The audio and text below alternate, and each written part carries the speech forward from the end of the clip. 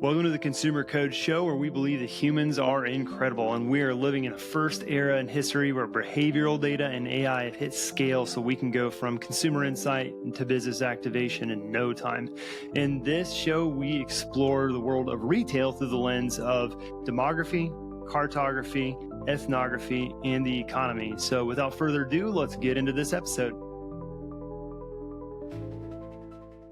All right, everyone, welcome to the show. We are welcoming Nicole Larson, who is the manager of national retail research at Colliers. Nicole, you and I met in 2023 through one of our partners. I remember getting on a phone call with you thinking, man, she asks really good questions and she is really sharp.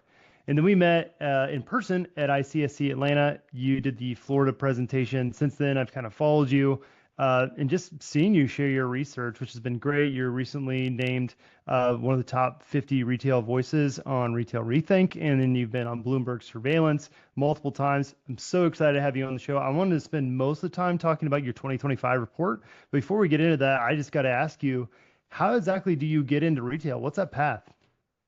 Yeah, so it's kind of a funny story. Back when I was in college, I was an accounting major and I did one accounting internship and quickly realized that was not for me. So I said, okay, finance is pretty close to accounting.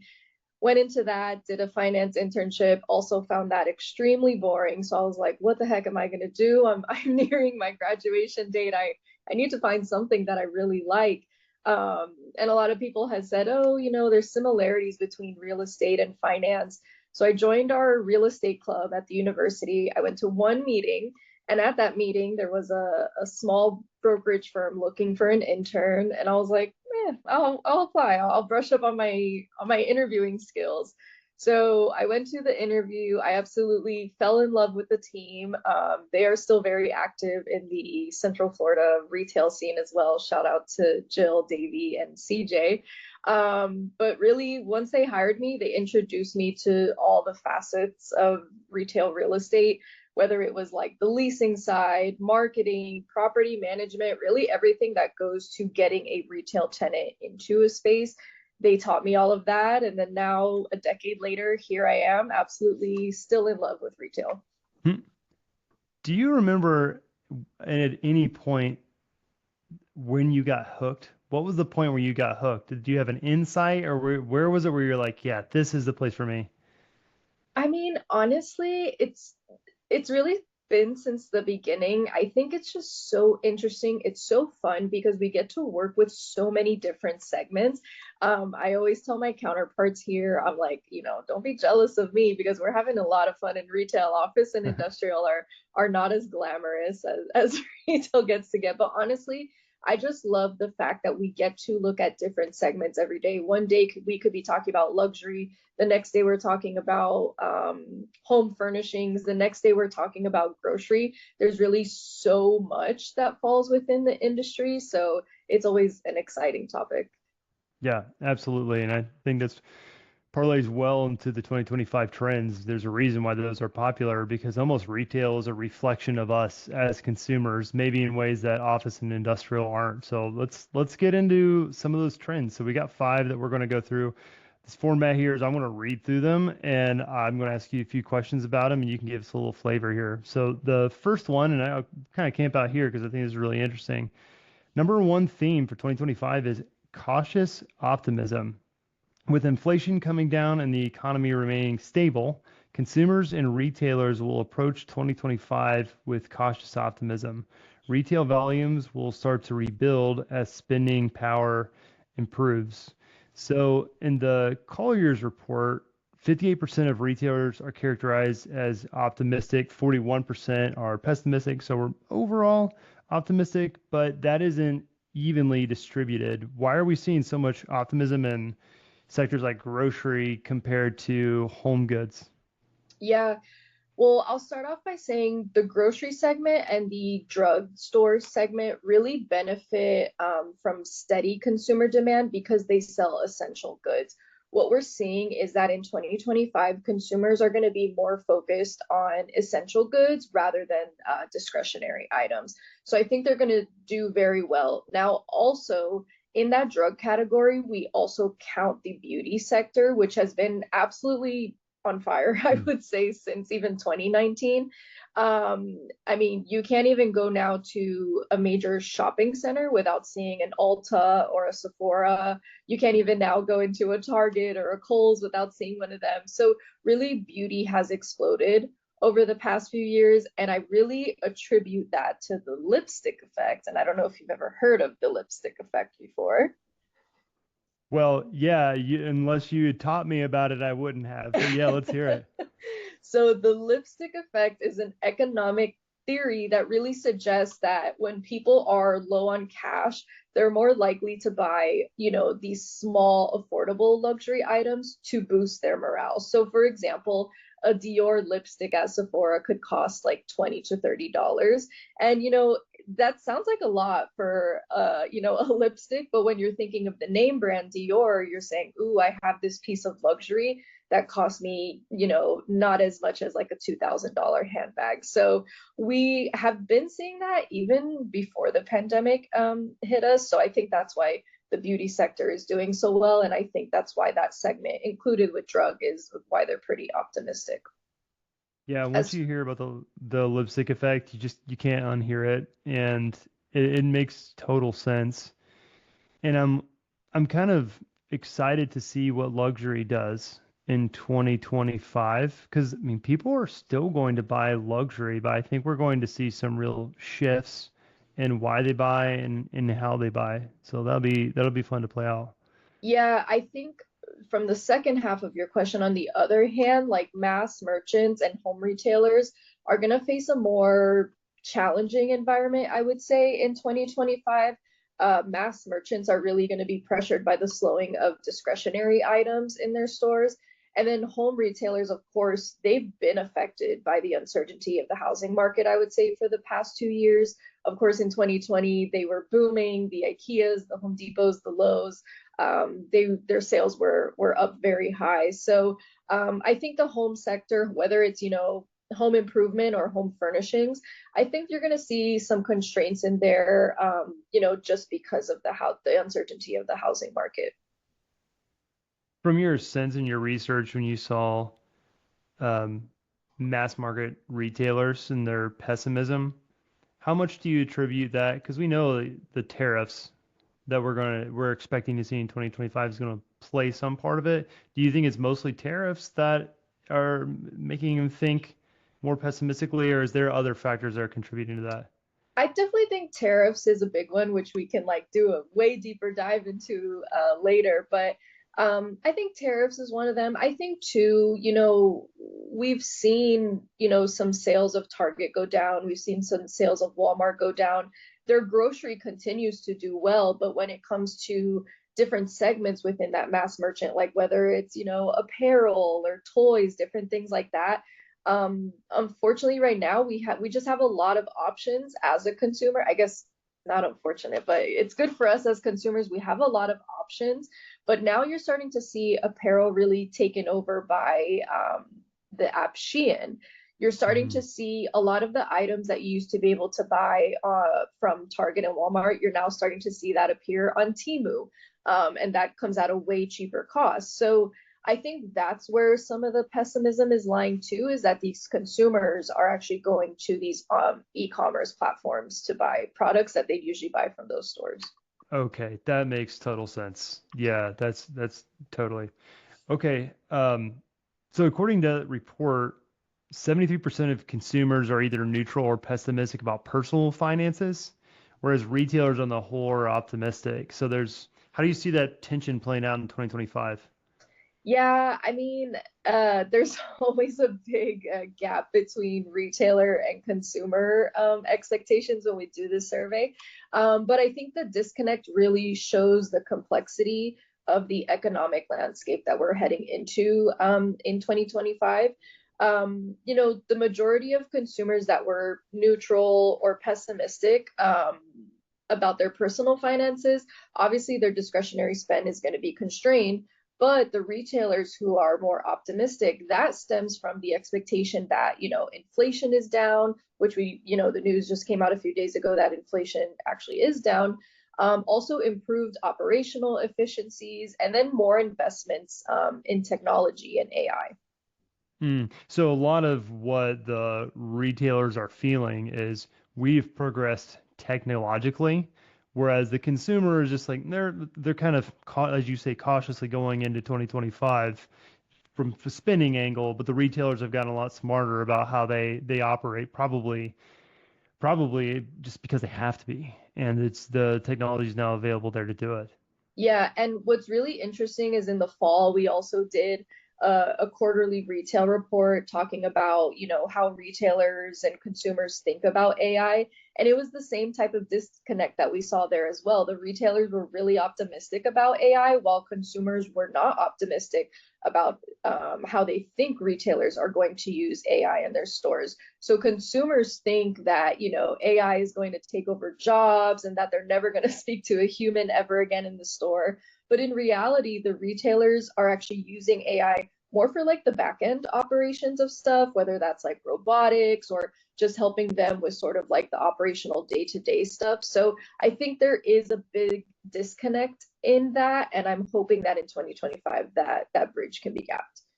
Yeah, and that's where nomenclature can kind of create an issue when we're talking about AI because I think a retailer just feels like they're more thinking of narrow AI where it's like let's improve my supply chain, let's improve our analytics on our customers to become more efficient. And when a consumer hears AI, what they think of is ChatGPT. That's it. That's Yeah. that's what's on their mind for understandable reasons too. Yeah. So one of the statistics that I saw in there that was interesting to me, so 43% said that they would spend the same this year, 24.3% said that they would spend more, and 32% they said they would spend less. I was a little bit surprised that given their pessimistic on the personal finances, that 43% said they'd spend the same and 24% said that they'd spend more, which by the way, I think I looked, it was up slightly from your 2023 report as far hmm as what people are saying they were going to spend. What is with that? Like, where is all the money coming from here? Yeah, I mean, I still think consumers are pretty conservative going into 2025.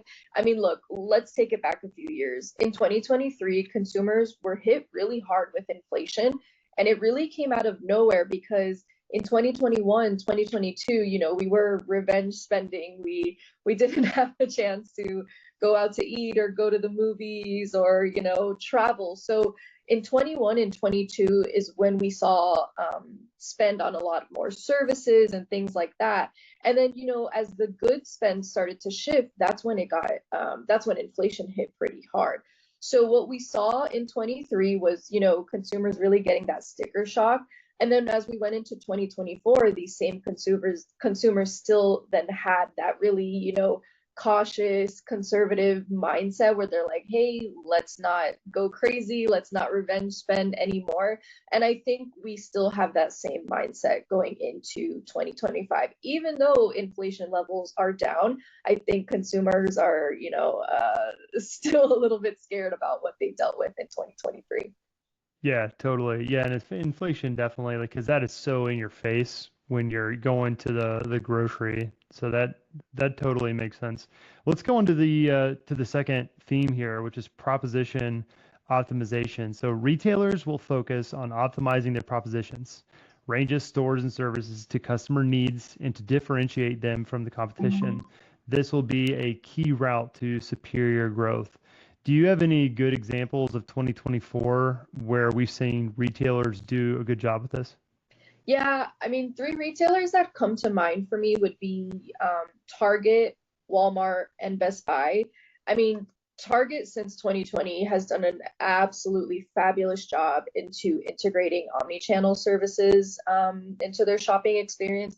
I think it's absolutely amazing that you can literally order a Starbucks drink and have them bring it to your car along with your other pickup orders. I know not all stores are doing it, but I also think it's really fascinating that you can now do returns out of your car from some of the Target stores as well. So I think their technology and omni-channel offerings are just going to continue to grow and really fascinate the consumer. As far as Walmart too, they've really improved their grocery delivery services as well, really creating a seamless omni-channel experience again. I mean, I have a coworker who lives in an apartment and she says, I love Walmart's grocery delivery platform because they deliver right to my door. So it's actually easier and makes more sense for me to pay that monthly membership fee that they have for grocery delivery. Because they deliver right to her door. She doesn't even have to worry about going to the store, putting the groceries in her trunk, then hauling it all to her apartment. It's just a really like easy and seamless experience. Same with Best Buy. Best Buy is actually investing a lot more into like their in-store tech support and then home advisory services, which I think is great because with all of this new technology that comes out, we really need someone to teach us how to use it and use its full capabilities instead of just figuring it out on our own. So I would say those three retailers have really done it the best so far in the past 12 months. Yeah, those are great examples. And it feels like the theme here is just meeting the consumers where they are. And it probably is going to be different for the different retailers based on what they're selling and what type of consumer set that they're trying to reach, whatever that looks like. Because for Best Buy, obviously it looks like one thing, and then Target, it Mhm. looks like go in there and get my latte delivered to me. Yeah. Different, but thematically same. Okay, let's go to three, efficiency drive. So with cost pressure still biting, retailers will be seeking efficiencies across their organization. This will frequently be tied to improving the customer experience. So it feels like keeping customer experience high is table stakes. You can't get that. You can't take that away. Where will we be seeing this cost cutting measure? Yeah, honestly, a lot of retailers we've been speaking with now, they are actually looking at their portfolios and looking to re-optimize their stores. I mean, just a few weeks ago, you heard about Kohl's announcing that they're going to close about 20 something stores by April, and that's pretty soon. So I find that really interesting. And now I know in the media, a retail closure obviously looks bad, but to us who actually work in the retail industry, retail closures have been super beneficial because that allows for stronger retailers to occupy these prime spaces at a time where vacancy is at a historical low. So these closures are actually welcomed, and it might look like a bad thing out in the media when someone is announcing a closure, but it's actually good for the retailer and good for the industry as a whole. Yeah, and we were talking about it. It's good for you and I too, because this is job security for us. Yeah. So it's like we have no job if there is no research that needs to be done on locations. Right, exactly. No, that's a good point. It just becomes we're just ultimately more efficient as this people and trends change to put the right retail in there. Okay, let's go number four, nimble supply chains. So demand will remain changeable and consumers discerning. There will also be uncertainty over policies like tariffs. This will nudge retailers into ensuring supply chains are nimble so they can quickly adapt. Okay, let's talk about tariffs. Where do you see which categories do you see tariffs affecting the most next year? What's really interesting is obviously we heard about all this talk about tariffs after the election happened. And I personally didn't think it would take effect until the beginning of 2025, but we actually saw effects already happen around November, December. So what's really interesting is that we saw a rise in consumer sentiment in December because consumers believed that it was a better time to buy and shop in December to buy durable goods, for example, because they believe that it'll be more expensive later. So I was actually at the Verizon store helping my mom buy a new phone, and they had told us that a lot of people were coming in buying new phones with the concern that their phone might be a few $100s more or something like that within the next few months. So the effect is already happening, and we actually don't even have specific numbers as to how high these tariffs are going to get. So I find that super interesting. We also saw an increase in appliance sales during the holiday season. And I think that was really driven by the idea of buy now, save for later.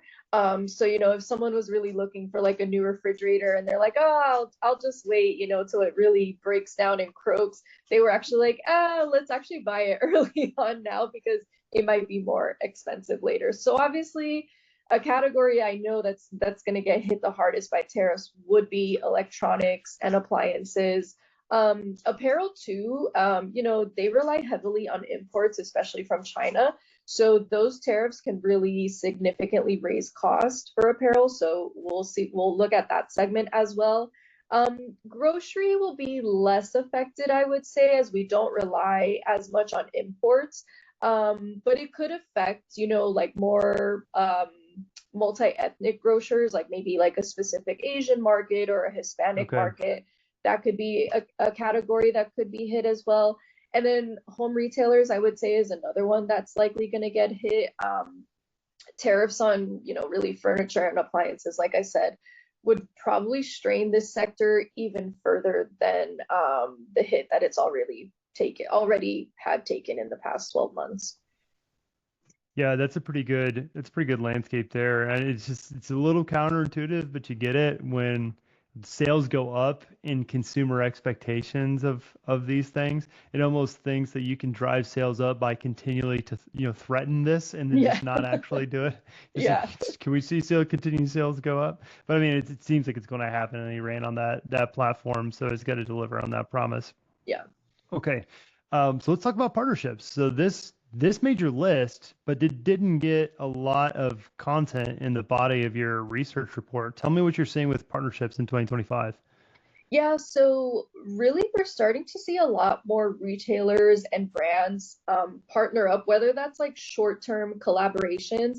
My favorite one in 2024 was actually Coca-Cola and Oreo did a collaboration where they made Coca-Cola flavored Oreos and then they made Oreo flavored Coca-Cola.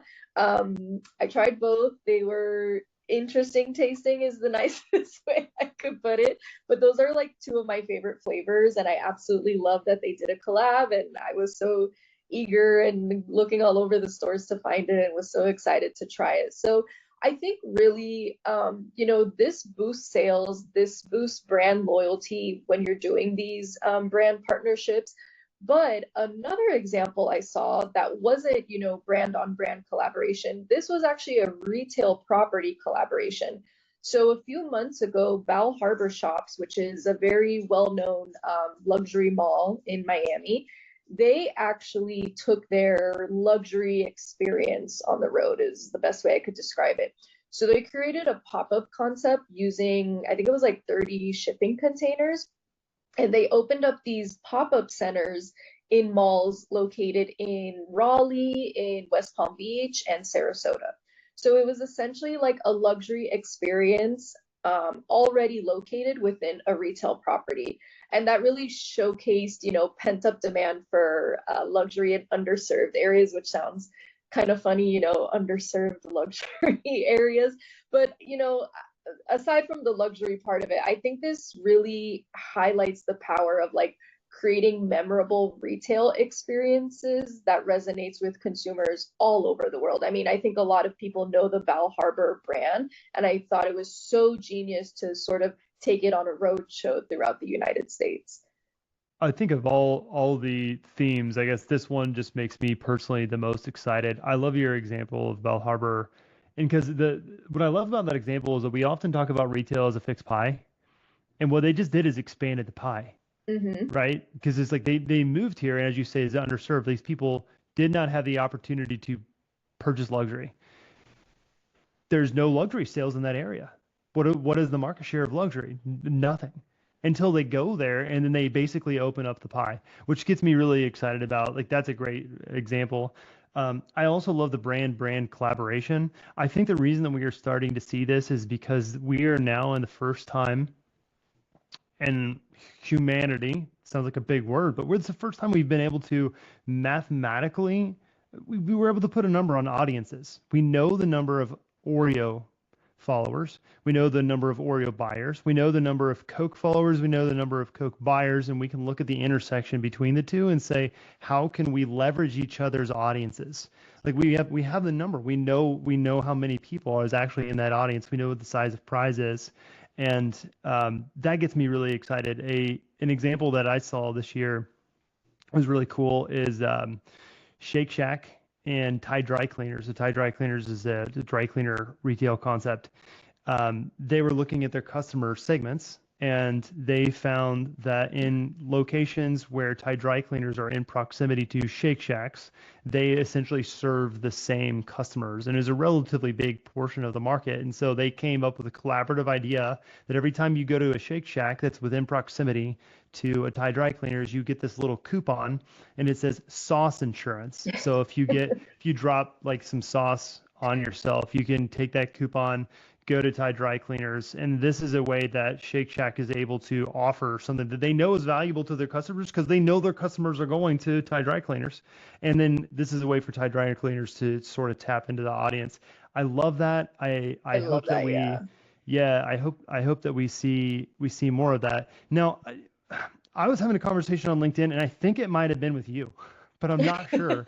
Was it you? Whereas it was something to the effect of seeing influencers becoming a thing as more of a reaction to distrust than it is just like a social media phenomenon. Was that you that posted that? Yeah, so I found this article very interesting. It said trust levels between consumers and retail brands in the US have fallen to their lowest levels since 2016, which I found fascinating because we're at a moment in time where we have so much information provided to us.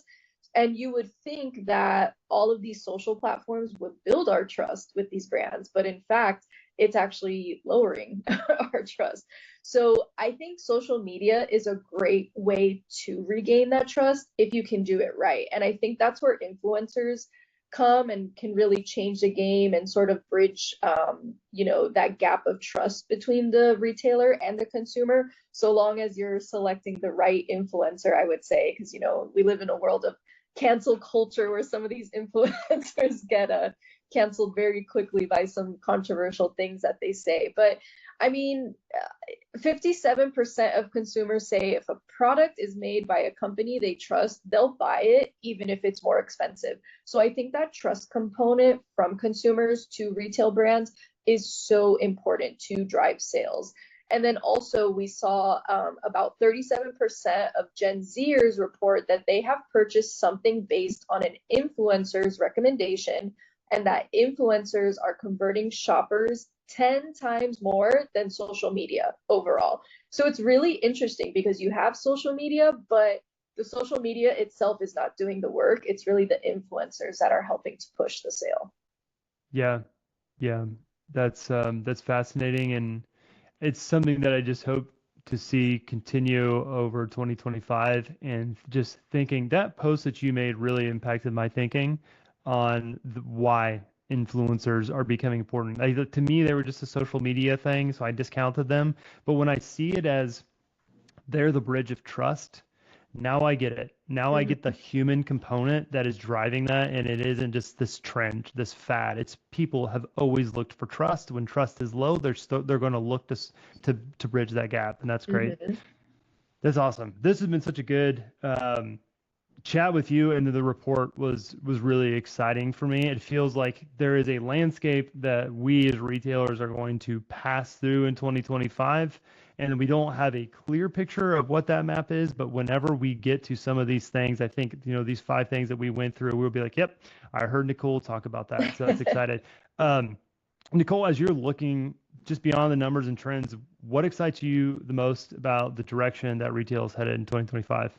Honestly, what I'm most excited about for the retail industry this year is going to be really the wow factor of retail. I think us as consumers, we're getting bored very easily and we want to be entertained and we want to be fascinated really at every corner of our shopping journey. So even if that's going to a fast food joint, even if that's going to a grocery store, I want to see a great merchandise mix.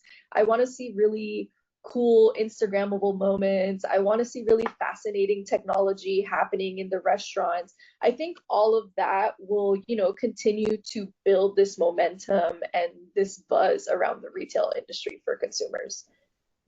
Yeah, it's great vision. Where can our listeners go to hear more from you? So you can find me on LinkedIn, Nicole Larson, and then I also have an Instagram page, Retail in Real Time. And I just started following retail in real time and got to see you do live the unboxing of the Oreos, which seemed to be a bit of a disappointment to you, even though you like both brands. See, real time information right there. Good. Thank you, Nicole. Thank you.